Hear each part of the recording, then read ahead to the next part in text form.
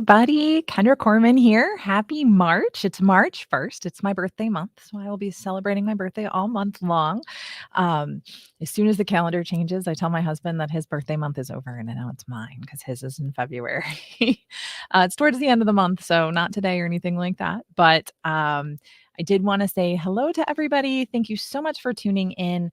This is the third day I'm going live in my series on frequently asked questions related to email marketing and marketing in general, especially growing your list. Email marketing to me is one of the most effective and efficient ways to grow your business.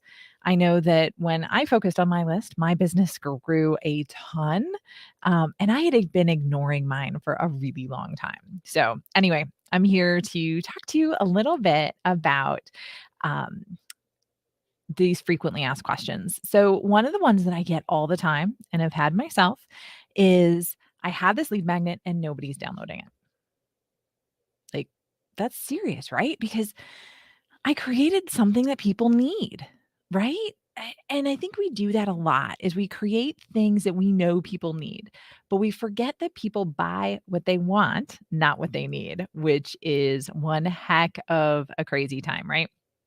So, I think you need to think about your target audience and what they want versus what they need. So, what are they struggling with? What are they trying to get to? And then, how can you show them what they really need? My favorite example, and I'll be using it in my masterclass coming up, is Jamie Troll. She's an awesome coach and financial business coach and instructor. And she had a webinar that was, I think it was 7 things that you can do to save on your taxes. Well, everybody wants to save on their taxes, right? Want. She figured out what people wanted. She transitioned through it. She told you some tax saving tips, but then she illustrated how increasing your profitability and paying more in taxes actually makes you more money. And so she changed people from what they wanted, which was save on taxes, to making more money, which is really truly what they wanted to do. And she illustrated that for them. That was an easy message for her to do. And so if you think about what people need and figure out what they want, and then build that bridge from need or from want to need, then you'll go ahead and be much more successful with your downloads. So that's first. I want you to think about all of those types of things that you're working on. Now let me go ahead and have you again thinking about your audience. What are they struggling with? What's keeping them up at night? What's important to them? Those are the questions you need to know the answers to because there's going to be something that you offer that's a problem that they have that you're going to solve. And you want to bring attention to that, right? Now, you also have to think about how important it is for them to solve that problem. Because if it's not that important, then it doesn't really matter. I was actually thinking, I teach marketing at a local university and I love it. It's a way I give back because I'm not necessarily making millions here. But my students have to do a mini marketing plan and they have to do a product that hasn't been released or is invented. And so one of my students came up with this great, really cool idea of windshield wipers for your side mirrors. Great idea. When we're working through her drafts, she's like, everybody is my target audience. Okay, so first of all, no, everybody is never your target audience, just so you know. And I was like, okay, I get that you're the only person with them, but people are doing fine without them right now, right? So it's going to be people that are interested in getting the latest technology or that love their car, love car accessories. Those are the things that are going to make those people buy that. The regular mom that's just driving around the neighborhood probably doesn't want to make that investment, right? So you needed to think about, again, who your target audience is, what they need, and if it's important to them. Because again, she was the only person in the marketplace with this product, right?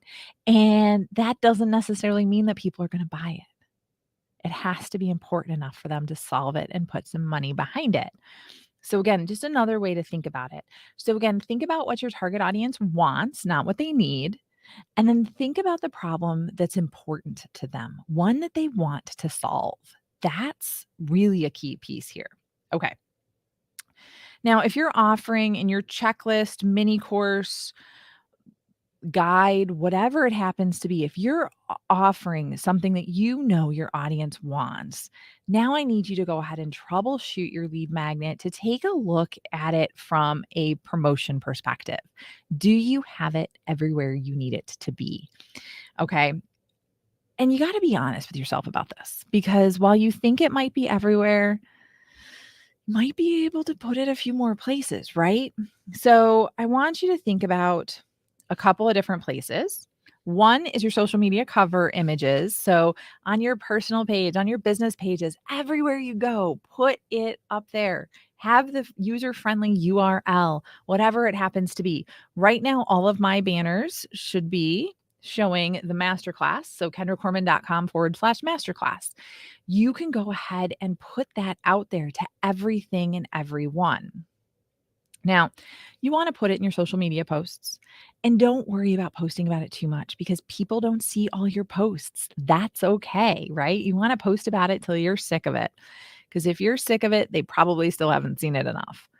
You want it in your social media bios. So think about your about sections. Think about a featured link on LinkedIn. Think about your um, bio links inside Instagram. You want to have it so that if they go to learn more about you, that they see it there, right? So that's huge. Include it in your LinkedIn headline. That's one of the ones I got from Brenda Meller, who is an awesome LinkedIn expert that you should follow and connect with if you haven't already. Put it on your website. If I went to your website right now, could I find it? Is there a button? Is there a pop-up? Is there something that I can see quickly that will send me to whatever that is? Are you out there in Facebook and LinkedIn groups? Are you commenting on people's posts? Are you answering their questions and sharing value so that they want to learn more about you? They go to your about page and then they see the link. So again, this is a lot of work. Marketing's about relationships. So you're building relationships in high touch business to business service businesses. What about the DMs? I think the DMs are so overlooked, and I don't have a ton of time for them. And actually, they sort of annoy me because it's like, ugh, another thing I have to monitor, right? But go out into the DMs, the direct messages, the PMs, whatever you want to call it, and talk to people, right? Build a relationship. Don't say, "Hey, I've got this free download." No. It's like, "Hey, I saw you posting about this. I'd love to chat with you about it. If you need something or if you're looking for resources, let me know." Then if they let you know, now, of course, that's after you've introduced yourself and gone back and forth, told them congratulations on whatever it is that they've got going on. Again, think about it as a conversation, and you're just bringing it up as added value. Okay. So are you posting polls and other interactive elements?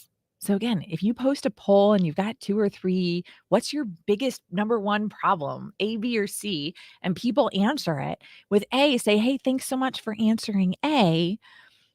I have this lead magnet for you." Or, "Hey, I'm just wondering what put this over the top for you." And then you can have a conversation and then give them the lead magnet. Again, just different ways to leverage and initiate conversation. Conversation is huge, and I know it's time consuming, but it's a great way to get it out there and get feedback. Another thing is guesting on podcasts or writing guest blogs.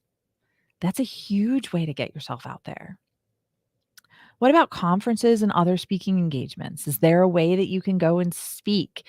And then again, you can highlight something like kendracorman.com/masterclass, or a download that you have, whatever it happens to be. You can promote that and it's easy to use if they want to hear more from you and then they connect with you. That's what it's all about, right? Now I can go on and on and on and on and on probably about different ways to promote your lead magnet. But I want you to think, if you're doing the basics, are you tired of hearing about it? Are you tired of talking about it? If so, then maybe you're doing it all.